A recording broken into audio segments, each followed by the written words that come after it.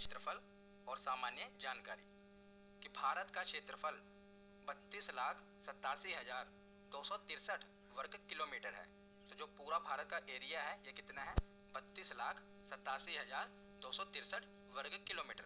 कई बार एग्जाम में पूछा गया है, तो ये संख्या आपको याद रखनी है। तो इस संख्या को आपको याद रखने में आसानी कैसे होगी मैं आपको बताता हूँ। तो जो ये पूरी संख्या आप देख रहे हैं ये 3 से शुरू हो रही है और 3 से ही खत्म हो रही है। तो आप इसे आसानी से याद रख सकते हैं। जब भी आपके आगे ऑप्शन आएगा तो आपको पता होगा कि जो क्षेत्रफल है ये 3 से शुरू होगा और 3 से ही खत्म होगा। आप इसे आसानी से याद रख सकते हैं। वैसे भी आपको ये पता होना चाहिए कि जो भारत का क्षेत्रफल है 32,87,263 वर्ग किलोमीटर है। तो क्षेत्रफल की दृष्टि से भारत विश्व का 7वां सबसे बड़ा देश है। याद रखिएगा, भारत जो है ये विश्व का 7वां सबसे बड़ा देश है। तो इससे पहले 6 कौन कौन से देश हैं वो हम देख लेते हैं। तो नंबर 1 पर है रूस। पूरी दुनिया में क्षेत्रफल की दृष्टि से सबसे बड़ा देश है रूस। दूसरे नंबर पे है कनाडा, तीसरे नंबर पे है चीन, चौथे नंबर पे अमेरिका, पांचवें नंबर पर ब्राजील, छठे नंबर पे ऑस्ट्रेलिया और सातवें नंबर पे है भारत। तो ये आपको क्रम याद रखना है क्योंकि अक्सर ये एग्जाम में पूछ लिया जाता है। अभी जो आरआरबी एनटीपीसी के एग्जाम चल रहे हैं इसमें ये पूछा जा रहा था कि क्षेत्रफल की दृष्टि से बताइए विश्व का तीसरा सबसे बड़ा देश कौन सा है, चौथा सबसे बड़ा देश कौन सा है। तो हम ये क्रम याद रख पाएंगे तभी हमको पता होगा। तो इसकी एक ट्रिक है, इसे हम इसे ईजिली याद रख सकते हैं। हो सकता है आपको पता भी हो। ये ट्रिक है रुक चीन अब आ भारत। तो इसे हम कैसे याद रखेंगे? रुक, तो पहले रूस है रूस, कहाँ से है? कनाडा, ये हुआ रुक। उसके बाद है चीन, तो तीसरे नंबर पे है चीन। उसके बाद है अब, तो आ से अमेरिका, बा से ब्राजील। तो रुक चीन अब खत्म हो गया। अब बचा आ, तो आ से ऑस्ट्रेलिया, लास्ट में है भारत। रुक चीन अब आ भारत। तो ये आप पूरे के पूरे 7 देश इससे याद कर सकते हैं।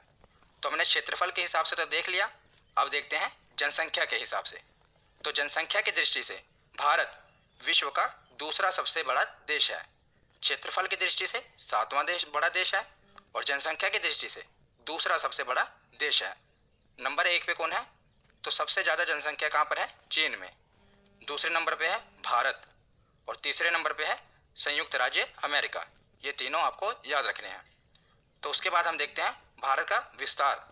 तो उत्तर से लेकर दक्षिण तक भारत का विस्तार कितना है? 3,214 किलोमीटर। और पूर्व से लेकर पश्चिम तक भारत का विस्तार कितना है? तो 2,933 किलोमीटर। ये दोनों आपको याद रखने हैं। उत्तर से दक्षिण तक 3,214 किलोमीटर और पूर्व से पश्चिम तक 2,933 किलोमीटर। तो भारत का क्षेत्रफल संपूर्ण विश्व के क्षेत्रफल का 2.42% है। याद रखिएगा कि पूरे दुनिया के क्षेत्रफल का जो भारत का क्षेत्रफल है पूरी दुनिया के हिसाब से वो 2.42% है। और इसकी जनसंख्या जो है वो विश्व की जनसंख्या का 17.5% है। जो हमारे पास एरिया है ये पूरी दुनिया का एरिया का 2.42% है, पर जो जनसंख्या है ये 17.5% है। और ये जो जनसंख्या है ये 2011 की जनगणना के अनुसार है। हो सकता है अब जब जनगणना होगी तो ये बढ़ भी सकती है। तो इतना कुछ आपको जानना है भारत के क्षेत्रफल से। उसके बाद हम देखते हैं भारत की जलीय और स्थलीय सीमा। तो भारत की स्थलीय सीमा है 15,200 किलोमीटर। याद रखिएगा भारत की स्थलीय सीमा कितनी है? 15,200 किलोमीटर। तो ये स्थलीय सीमा कौन सी है? ये जो टोटल जो हमारे भारत की जो मुख्य भूमि से जुड़े हुए देश हैं उनकी जो हमारी स्थलीय सीमा लगती है वो है 15,200 किलोमीटर। तो भारत की मुख्य भूमि की जलीय भाग की लंबाई कितनी है? तो जो हमारी जलीय सीमा है, जो ये वाली सीमा है समुद्र के साथ लगती है, ये कितनी है?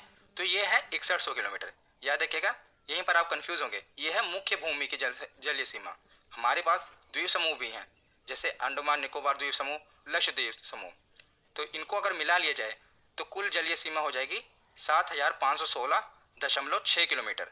अगर पूछा जाए कि मुख्य भूमि की जलीय सीमा कितनी है तो वो है 6100 किलोमीटर। पर अगर पूछा जाए कि भारत की कुल जलीय सीमा कितनी है तब ये अंडमान निकोबार और लक्षद्वीप मिल जाएंगे तो हमारी हो जाएगी 7,516.6 किलोमीटर। इसको आपको रटना नहीं है, बस 1-2 बार देख लेंगे याद हो जाएगा। उसके बाद देखते हैं कि भारत की सबसे बड़ी जलीय सीमा वाला राज्य कौन सा है। तो कौन सा ऐसा राज्य है जिसकी जलीय सीमा सबसे बड़ी है? तो सबसे बड़ी तट रेखा वाला राज्य कौन सा है? गुजरात। और भारत की सबसे बड़ी अंतरराष्ट्रीय स्थलीय सीमा लगती है।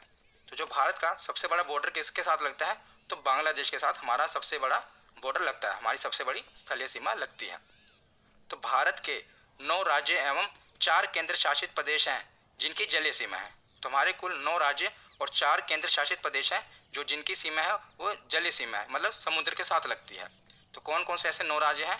गुजरात, महाराष्ट्र, आपको अगर नक्शा याद होगा तो आपको पता ही लग जाएगा। देखिए गुजरात लगता है, उसके बाद महाराष्ट्र 2 हो गया, गोवा है ये भी समुद्र के साथ लगता है 3, उसके बाद कर्नाटक 4, केरल 5। अब इधर आइए, तमिलनाडु 6, आंध्र प्रदेश 7, उड़ीसा 8, बचा पश्चिम बंगाल 9।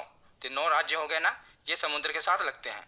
अगर पूछा जाए कि कितने केंद्र शासित प्रदेश हैं, तो 4 केंद्र शासित प्रदेश हैं जिनकी जलीय सीमा लगती है। वो कौन कौन से हैं? तो अंडमान निकोबार, लक्षद्वीप, पुदुचेरी, दमन द्वीप, ये जो हैं ये 4 केंद्र शासित प्रदेश हैं जिनकी जलीय सीमा लगती है, और 9 राज्य हैं जिनकी जलीय सीमा लगती है। तो नेक्स्ट टॉपिक हम देखते हैं अपना, भारत की स्थिति और विस्तार। तो जैसा कि आप ये देख रहे हैं, यह ग्लोब, इसके ऊपर कुछ काल्पनिक रेखाएं खींची गई हैं इस प्रकार, कुछ वर्टिकल रेखाएं हैं, कुछ हॉरिजॉन्टल रेखाएं हैं। तो ये वैसे तो पृथ्वी पर कोई रेखा नहीं है, पर वैज्ञानिकों ने कुछ ग्लोब पर काल्पनिक रेखाएं खींची हैं। इसका भी अपना एक महत्व है, मैं आपको बाद में बताऊंगा। तो जो हॉरिजॉन्टल रेखा है इस प्रकार, उसे हम कहते हैं अक्षांश रेखाएं, और जो वर्टिकल रेखाएं हैं मतलब सीधी रेखाएं हैं, उन्हें हम कहते हैं देशांतर रेखाएं। तो आप जो पृथ्वी के बिल्कुल मध्य में, मतलब कि ग्लोब के जो पूरी मध्य में आप देख रहे हैं 0 डिग्री पर, यह है भूमध्य रेखा, जिसे हम इंग्लिश में कहते हैं इक्वेटर। और 23.5 डिग्री नॉर्थ में उत्तर में है कर्क रेखा, और 23.5 डिग्री नीचे साउथ में है मकर रेखा। तो 3 रेखा आपको पता होना चाहिए। जो बीचों बीच है यह है भूमध्य रेखा, और जो 23.5 डिग्री ऊपर है यह है कर्क रेखा, और 23.5 डिग्री नीचे है मकर रेखा। तो भूमध्य रेखा के समांतर खींची गई काल्पनिक रेखाएं अक्षांश रेखाएं कहलाएंगी। तो मैंने आपको बताया था बीच में है भूमध्य रेखा, ये है। तो इसके समांतर जितनी भी रेखाएं खींची गई हैं वो सारी कहलाएंगी अक्षांश रेखाएं, मतलब कि हॉरिजॉन्टल जितनी भी लाइन है वो सभी अक्षांश रेखाएं कहलाएंगे। और इंग्लिश में इसे कहेंगे लैटिट्यूड लाइन। तो और आसान है इंग्लिश में याद करना, जो लेटी हुई लाइनें हैं इन्हें लैटिट्यूड लाइन कहेंगे। उसके बाद देखते हैं कि उत्तरी ध्रुव और दक्षिणी ध्रुव को मिलाने वाली काल्पनिक रेखाएं देशांतर रेखाएं कहलाएंगी। तो जिस प्रकार बीचों बीच अक्षांश रेखा 0 डिग्री पर है, इसे भूमध्य रेखा कहते हैं, उसी प्रकार देशांतर रेखा भी 0 डिग्री पर है, इसे हम कहेंगे, ये उत्तरी ध्रुव है आपको पता है, और यह है दक्षिणी ध्रुव। तो उत्तरी ध्रुव और दक्षिणी ध्रुव को मिलाने वाली जो काल्पनिक रेखाएं हैं इस प्रकार खींची गई हैं, उन्हें हम कहेंगे देशांतर रेखाएं। तो ये उत्तरी ध्रुव को और दक्षिणी ध्रुव से मिलाती हैं, काल्पनिक रेखाएं हैं, इन्हें देशांतर रेखाएं कहते हैं। इंग्लिश में कहते हैं लॉन्गिट्यूड लाइन्स। तो जो भारत है, भारत की हमारी स्थिति कहाँ पर है ग्लोब में, तो ये उत्तरी गोलार्ध और पूर्वी देशांतर में स्थित है। कैसे, मैं आपको बताता हूँ। तो जैसे ये भूमध्य रेखा है, इसके ऊपर जो भी देश हैं ये है उत्तरी गोलार्ध में, और जो नीचे इसके देश हैं ये है दक्षिणी गोलार्ध में। मतलब ये पृथ्वी को समझ लो 2 भागों में बांट रही है, एक उत्तरी गोलार्ध और दक्षिणी गोलार्ध। उसी प्रकार जो ये 0 डिग्री की देशांतर रेखा है ये भी 2 भागों में बांटती है। जो इसके इस तरफ है इसे कहेंगे पूर्वी देशांतर, और जो इस तरफ के देश हैं इन्हें हम कहेंगे पश्चिमी देशांतर। मतलब कि ये पूर्वी देशांतर वाले देश हो जाएंगे और ये पश्चिमी देशांतर वाले देश हो जाएंगे। तो हमारा भारत कहाँ पर है, तो हमारा भारत है, आप ये देख रहे हैं ये है भारत। तो ये देखिए आप इक्वेटर के ऊपर है तो उत्तरी गोलार्ध में हुआ, और देशांतर के पूर्व में है तो पूर्वी देशांतर में हुआ। तो जो भारत है ये उत्तरी गोलार्ध और पूर्वी देशांतर में स्थित है। आशा करता हूँ आपको इससे समझ आया होगा। तो उसके बाद हम देखते हैं कि जो भारत की स्थिति है, हमने पढ़ा कि अक्षांश रेखाएं और देशांतर रेखाएं हैं, ये पूरे ग्लोब पर काल्पनिक रेखाएं खींची गई हैं। तो भारत के ऊपर से भी कुछ अक्षांश रेखाएं और देशांतर रेखाएं गुजरेंगी, बिल्कुल गुजरेंगे। तो जो भारत की स्थिति है कि भारत किन अक्षांश रेखाओं और देशांतर रेखाओं के मध्य में है, ये कई बार एग्जाम में पूछा गया है, ये अब हम देखते हैं। तो जो भारत का मुख्य भाग है, मतलब जो हमारा भारत का मुख्य भाग है, ये 8 डिग्री 4 मिनट, याद रखिएगा। जो ऐसे ये ऊपर गोला बना है इसे हम डिग्री कहते हैं। उसके बाद जो अक्षर लिखा है उसके बाद जो ऊपर ऐसे कोमा बनेगा उसे मिनट कहते हैं। तो जो भारत का मुख्य भाग है ये 8 डिग्री 4 मिनट उत्तरी अक्षांश से 37 डिग्री 6 मिनट उत्तरी अक्षांश तक, जैसे आप देख रहे हैं ये 8 डिग्री 4 मिनट, ये जो रेखा कही है ये है 8 डिग्री 4 मिनट अक्षांश रेखा है। और ऊपर जो है ये रेखा है 37 डिग्री 6 मिनट उत्तरी अक्षांश रेखा। याद रखिएगा ये हम ऊपर वाले को उत्तरी और नीचे वाले को दक्षिणी नहीं कहेंगे, क्योंकि जो हमारा भारत था, मैंने आपको पीछे बताया कि उत्तरी गोलार्ध में है। तो ये जितनी भी अक्षांश रेखाएं हैं इनको हम उत्तरी अक्षांश रेखाएं ही कहेंगे। और जो ये रेखाएं हैं इन्हें हम कौन सी रेखाएं कहेंगे, पूर्वी देशांतर रेखाएं कहेंगे। क्यों, मैंने आपको पीछे बताया कि हमारा भारत उत्तरी गोलार्ध पूर्वी देशांतर में है। तो जो भी अक्षांश रेखाएं होंगी सभी रेखाओं को हम उत्तरी अक्षांश रेखाएं, और जो देशांतर रेखाएं होंगी उन्हें पूर्वी देशांतर रेखाएं कहेंगे। अब हम देखते हैं कि भारत कहाँ पर स्थित है। तो भारत है 8 डिग्री 4 मिनट उत्तरी अक्षांश रेखा से लेकर 37 डिग्री 6 मिनट उत्तरी अक्षांश रेखा के बीच में। और देशांतर रेखा के बीच में देखते हैं कहाँ पर है। तो देशांतर रेखा है 68 डिग्री 7 मिनट पूर्वी देशांतर रेखा से लेकर 97 डिग्री 25 मिनट पूर्वी देशांतर रेखा के बीच। ये हमारी भारत की स्थिति।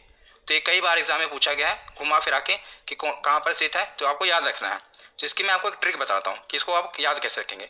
वैसे तो आपको याद हो जाएगा अगर 2-3 बार देख लेंगे। आपको इसको याद करने का तरीका भी है, देखो इसको आप ऐसे याद कर